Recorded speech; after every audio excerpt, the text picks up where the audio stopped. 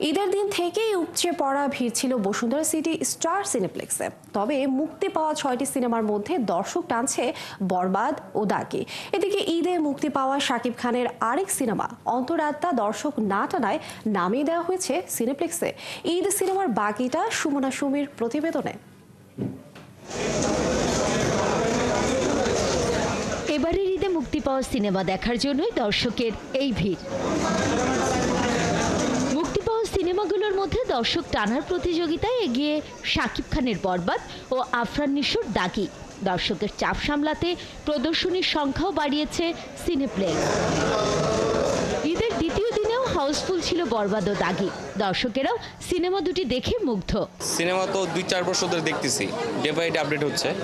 তো গতকালকে একটা ছবি দেখলাম, আজকে ওইটা দেখলাম, খুবই ভালো লাগতেছে। অসাধারণ টাকা উসুল জি অনেক ভালো।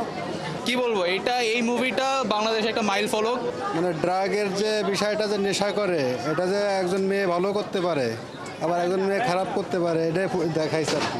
এটা দেখা কোনোভাবেই মনে হয় না যে আমরা সাউথ থেকে খারাপ ছবি করি। পরিবারের সদস্যদের নিয়ে প্রেক্ষাগৃহে সিনেমা দেখতে এসেছিলেন অনেকেই। আমার 2টা মেয়ে, আমার 2টা জামাই আর আমরা স্বামী স্ত্রী। দাগি মুভি দেখতে আসছি নিশো ভাইয়ার, তো আশা করি সুরঙ্গর মতো এটাও অনেক ভালো হবে। অনেকদিন পর আরফান নিশোর মুভি, আসতে তো হবেই। ফর দ্য বেস্ট দাগি যাবে।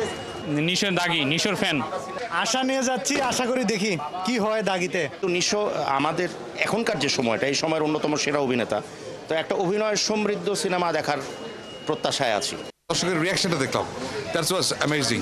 আমি খুবই অভিভূত, এটুকুই বলতে পারি। আমরা আসলে যেই জায়গায় পৌঁছাতে চাই, ধরেন যে আমরা আসলে গ্লোবালি বাংলা কন্টেন্ট নিয়ে একটা জায়গায় পৌঁছাতে চাই সারা বিশ্বের অডিয়েন্সের কাছে।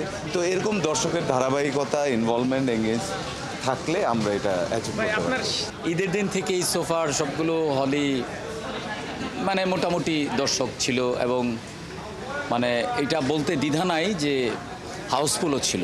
এদিকে হলে দর্শক টানার প্রতিযোগিতায় সিনেমার কলাকুশলীরাও ছুটছেন হল থেকে হলে। হল মালিকেরা বলছেন, এবার ঈদের ছুটি বেশি থাকায় গত কয়েক বছরের চেয়ে এবার দর্শক বেশি হলমুখী। সুমনা সুমি, ৭১, ঢাকা।